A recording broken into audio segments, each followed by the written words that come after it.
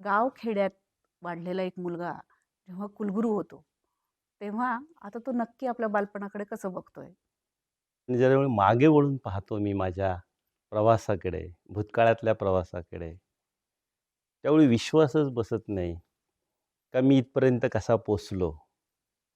खरं तर पुणे जिल्ह्यातील आंबेगाव तालुक्यातील म्हाळुंगे पडवळ हे माझं गाव. त्या ठिकाणी माझा जन्म झाला.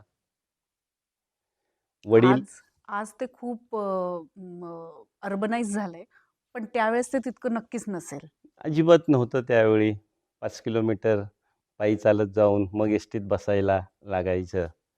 अशा गावामध्ये आई दुसरी शिकलेली आणि वडील 7वी पास. वडिलांना कृषी महाविद्यालयामध्ये लॅब असिस्टंटची नोकरी लागली पुण्याला आणि मग त्यानंतर मला 3 बहिणी आणि मी एकटा. आई शेती करायची, वडील शेती करायचे, नोकरी करायचे. अशा ह्याच्यात आमचं बालपण सुरू झालं.